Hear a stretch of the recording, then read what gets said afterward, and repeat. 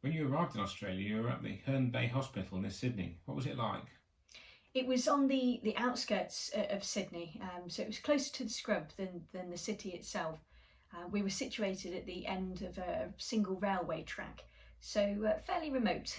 And the hospital itself was well established, so it had huts and cabins, and it was surrounded by these big gum trees, which gave us plenty of shade. Possums actually lived in the trees, and they would swing down onto the ramps leading up to the cabins and cause merry havoc. But the main ward itself was what you'd expect back home. It was long, bright, well-ventilated rooms with beds down either side with plenty of space. It was the Nightingale setup, you know. What did you treat the patients for? Mostly infections, occasionally accidents, but they were mostly convalescing there. Had they been evacuated from the front line?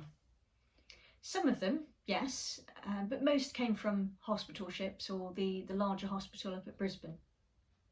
How did you celebrate VE Day and VJ Day?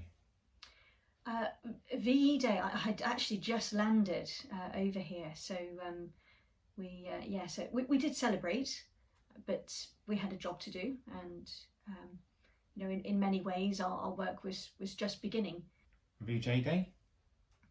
VJ Day, I was on an aircraft carrier. Which aircraft carrier was that? I was on the HMS Formidable. It was a 40,000 tonne aircraft carrier. It had the most beautiful mahogany wardroom. I fell in love with that ship. Where did you head to? We first headed to Manila to collect Australian POWs. They'd been released about 3 weeks before. They were full of malaria, and we took them back to Sydney. How did you accommodate the POWs? There were so many of them. We actually had to leave the squadron and the planes ashore, and converted part of the hangar into a hospital. And once they were all situated, we made our way back to Sydney, and the welcome that they received was just marvellous. They were all taken ashore and treated like heroes, rightly so, of course. And the feasts that they had, the poor fellows, they deserved, they needed it. They were so gaunt and malnourished. Did you pick up any other POWs?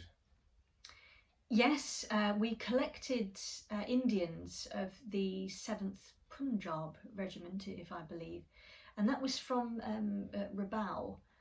They had been liberated literally the day before, and they came directly from the prison camp that they had been incarcerated in, and they were in a far worse state. Did you return to Sydney with these men? No, we took them back to Bombay, and compared to the welcome that the others had in Sydney, it was dreadful. There was nothing, no one, no welcome party, no celebrations. Absolutely shameful, really, considering what the men had suffered.